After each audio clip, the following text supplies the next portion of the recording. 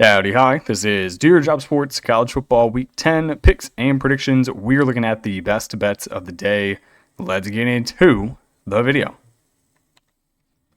All right, first things first, got to recap the previous day's results, or previous week results, I should say. 9-6 overall, bringing our season record to 75 wins, 62 losses.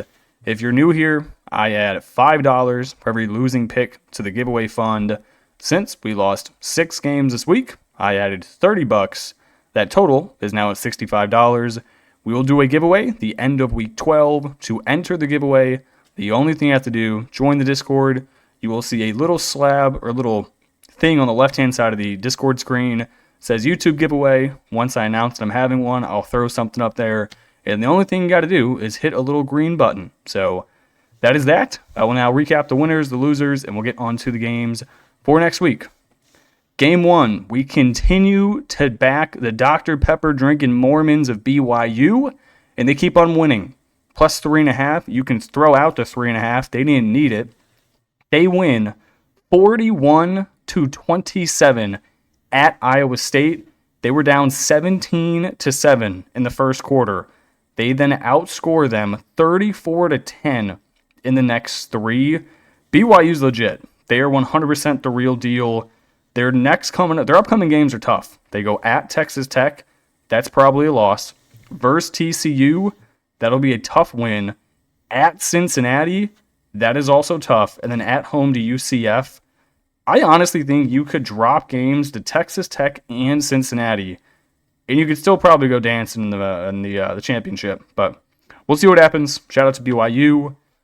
Next one, a Tuesday night game. Kennesaw State. They get her done. Kind of sweaty a little bit here. What was the final score in this game? Was it the 21st? Oh, this is the 21st. Final score, Kennesaw State 45, FIU 26. Kennesaw State is really good at football. They kind of dominated. Their QB did get injured, so it's something we're going to keep an eye on for next week. 20 first downs. They had 498 total yards of offense. Really good at actually punching it in the end zone once they got down there. They did allow FIU to have 503 yards of offense, but FIU 0 of 2 on fourth down. I think their kicker missed a field goal. Kennesaw State's just good as they win this game by 19. We then had what might have been the craziest result of the entire week. North Texas minus 27.5. We also had the over of 60.5. They won the fourth quarter 27-0. 27. They had a 7-point lead going into the fourth, 27-20. They win the game 54-20. They score 7-yard touchdown, 70-yard touchdown, 45-yard touchdown run, 32-yard touchdown run. By the way, that 32-yarder came with 1 minute and 7 seconds left. They did not need to do that. But what do we say? Good teams win, great teams cover. We get the cover. We get the over. Very undeserved. Charlotte is one of the worst teams in football. They're not winning a game the rest of the year. Their schedule is egregious. At East Carolina, loss. Versus UTSA, maybe. At Georgia, I wouldn't even play the game. I'd forfeit. At Tulane, I would also forfeit. I mean, you're going to be playing walk-ons at Georgia. There is no reason to put forth any effort in that game. Next one, we had Ole Miss plus 4.5. We had the over 52.5. Another game, you can throw out the points. You did not need them. Ole Miss goes into Oklahoma, wins outright. Lane Kiffin, if you haven't seen the interview post-game, he just starts shit-talking some kid from Oklahoma who's trying to shake his hand. He's like, oh, you're real quiet now. You're real quiet now. I'm like, damn, Lane. Calm down, big fella. You are a man. Simmer it down. But they win by 8. Their offense is just too good. If you look at the total yards, Ole Miss 431, Oklahoma 359. Mateer is not the same dude with his hand injury. 17 of 31, just 1 touchdown through the air. He also only ran it for 17 yards. I mean, you're not going to outthrow or outscore Ole Miss. I mean, their quarterback didn't even have a good day. 24 of 44. Good Lord. Next one, we had Kent Reed, Kent Wright, Kent State University plus 7.5. This game started off ugly. I mean, real ugly. As they went down, I think it was 14-0 against Bowling Green. But they rally back. They win the game outright. Forget the plus 7.5. Kent State and Akron both won football games this weekend. I don't think that's been a statement ever said before, ever. They won this one 24-21, 3-5 on the season. Is there a world in which we see Kent State in a bowl game? The answer is yes. Their final games of the season, Ball State, Akron, Central Michigan, Northern Illinois. They can 100% make a bowl. At Akron's basically a home game. Versus Central Michigan, all directional Michigan schools are not real. At Ball State, they might be the second worst school in the MAC. At Northern Illinois, who knows? I think it's doable. Next one, we had the Lobos minus 2.5 at home to Utah State. They kind of put belt to ass, if I remember correctly. What was the final score in this game? I'm trying to find it. Was this on Saturday? I think this was on Saturday. Hold on. All right, I found it. It was 33-14. New Mexico wins this one. They're also going to make a bowl game. They're 5-3 currently. Their schedule coming up. UNLV, Colorado State, Air Force, San Diego State. They're going to win one of them. I mean, this was a team who was projected to be awful. Their their coach comes from, D2? No, FCS. Their quarterback, FCS. Their entire defense, FCS. They're just FCS superstars who are pretty good. So they get it done. They win by 19. Then we had Troy minus 8.5. This was sweaty. This was real sweaty. Final score of this game, dude, I can't find any of these games that I actually had money on. I know this one. I think they won by 13 or 12. Here it is. They won by 12. 35-23. They get her done. Looking at the yards, Troy, 345. Louisiana actually had 371, so they got outgained. 0 of 1 on fourth down. Louisiana went 2 of 2, but they threw 3 interceptions, so you can't be doing that. Interceptions are no-goes. All right, now we get to the losers. Some of these were absolutely brutal. A few of these were valid. The over in the Utah State game never stood a chance. Everything else was rough, and I mean genuinely rough. We had the under 39.5 in the Iowa-Minnesota game. Iowa scored 41 points. Minnesota only scored 3. Iowa had an interception return for a touchdown. They had a punt return for a tutty, and which sent it over was a fourth quarter rushing touchdown with 5 minutes left in the game. Normally, that is not the kind of thing Iowa does. Iowa just runs it, punts it in the fourth quarter. They don't try to score. Minnesota, I don't know how you give up 41 to Iowa and only score 3 yourself. This is what PJ Fleck does on the road. I have to continue to remind myself of this. They suck. Next one, South Florida. Your season is over. We laid minus 2.5 on the road at Memphis. I also took the over, 65.5. Their kicker, I don't even blame their kicker, actually. They had it in solid field goal range. Would have been a 40-yarder. Then their coach decides to draw up a passing play. They get an offensive holding call. They push it back 10 yards. He then misses a 52-yard field goal, and they lose the game by 3. Why are you even throwing the ball there? You should never be throwing the ball with the potential of something bad to happen. Holding, interception, anything. I don't know why you're doing that or calling that in that situation. I think that was poor on the coach. Sucks for the kicker. I mean, you can't lose this game. You now have 2 losses. It's just kind of brutal. Next brutal one. We had Delaware minus 9.5. What if I told you they were up by 10 with 2 minutes left and they had the ball? Then on third down, their coach decided to throw it. Their backup quarterback, because their main guy got hurt, threw an interception. They returned it about 30 yards, and then Middle Tennessee went down, scored a touchdown. Delaware wins the game, but it's only by 3. Then another one. This one actually wasn't too bad. We had Ohio minus 10.5. They were up by 14 with 2 minutes left as they just punched it in. They were not covering basically the entire game. I want to say They were up 7 the entire game. Might have been tied for majority of it. But they go up 14 with about 2 minutes left. Then Eastern Michigan torches Ohio right down the field. They score. Ohio wins, but it's only by 7. I have to stop taking Ohio on the road. They are now 0-2 against the spread on the road in MAC play. They lost outright to Ball State, and now they don't cover against EMU. Then finally, the over in the Utah State game never stood a chance. Not once. 0 times. That was not fun. All right, that is how we go 9-6. Let's get on to the picks for this week. All right, first game we got is UTEP on the road at Kennesaw State. We're going to rock Kennesaw State again. I think they're the way better team. One team, they suck. They have benched their former 5-star recruit because he has 1.5 more interceptions thrown than actual touchdowns this season. Home environment's going to be fantastic for the Owls. Tuesday night game, they should lay belt to ass. UTEP 2-5 on the season. Last game they did beat Sam Houston, which I lost money on because I took the Bearcats like an idiot. 35-17. You can basically throw that one out. Sam Houston's going to go 0-12 this year because they suck. UTEP's offense with their starting backup quarterback, because they replaced their actual starter, they're ranked 113th in FBS. Their starting running back listed as questionable. In their 4 losses in conference this season, they have only covered this number in 1 of them, and that was by 6 points to ULM.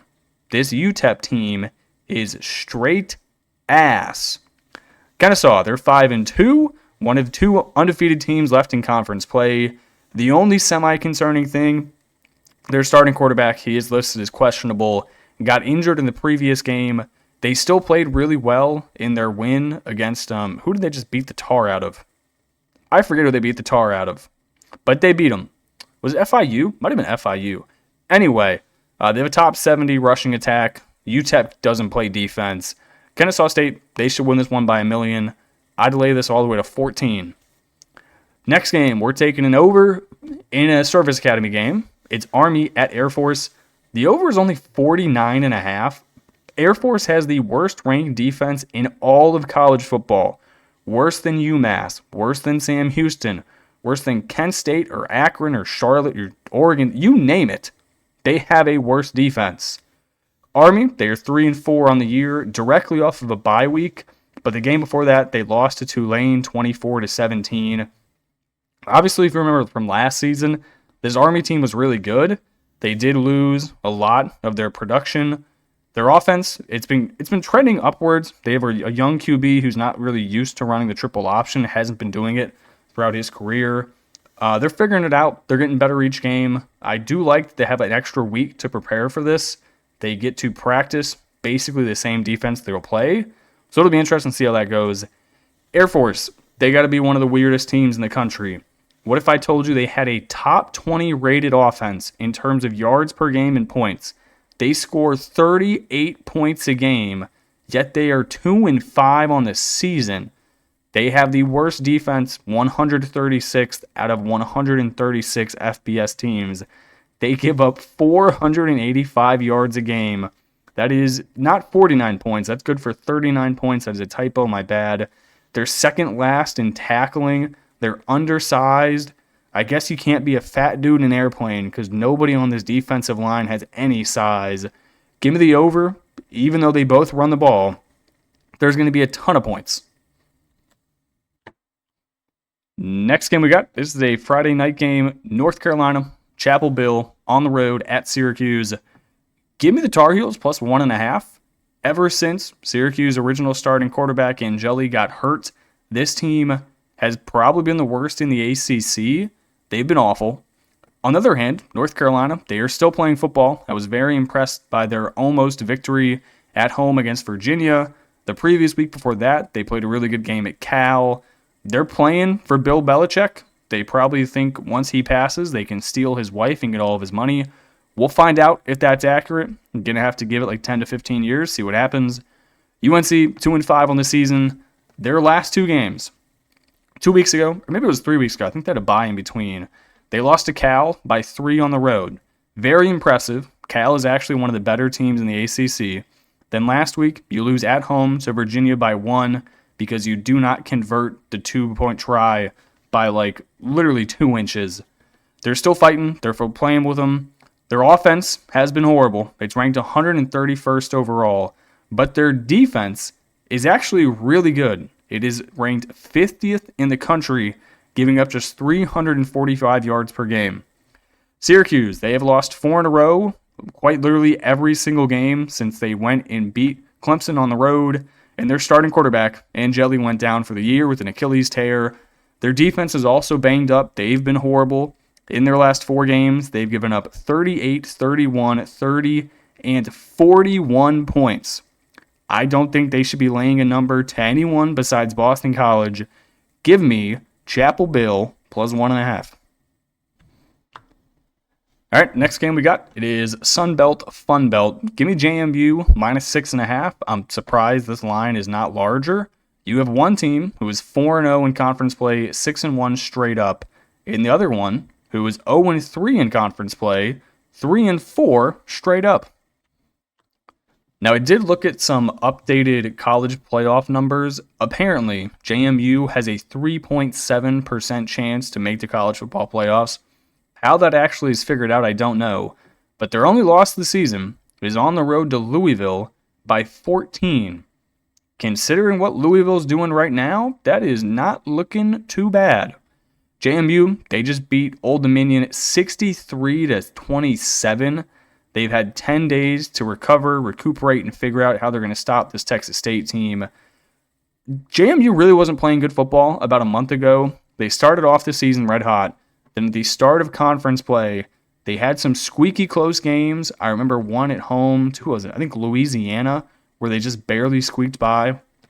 But they figured it out, obviously, as they put up 63 points on what was thought to be one of the better teams in the conference, in Old Dominion. We'll see if they can do it again here. Texas State, they are by far and away the biggest disappointment of the Sun Belt. You could probably argue of maybe not all of college football, but all of the mid-majors, yeah, questionably. 0-3 in the Fun Belt. They've lost their last 3 games by a combined 11 points. They do not know how to win close football teams. If this was me, I would be mentally defeated. You would not catch me trying on the football field. You would catch me collecting the NIL paycheck and hitting the portal immediately. All of their games have been high scoring, so that's why I'm also rocking the over. They're landed 61, 89, and 77. Why is this total so low? I don't know. Their defense is ranked last in the Sun Belt. Give me JMU minus 6.5. Give me the over.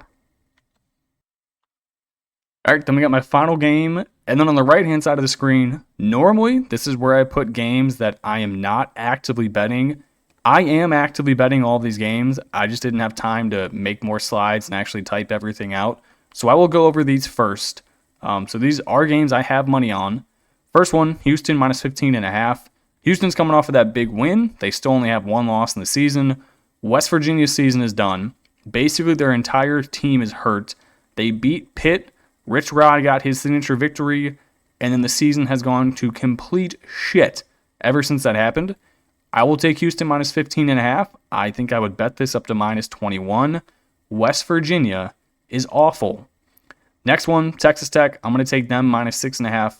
K-State, you started off the year horrible. You've brought it back to a level where your coach might not get fired. I don't think it's real. I think Texas Tech is the real deal. I think they go into K-State, get her done. They have the better team, the better defense, better coaching staff.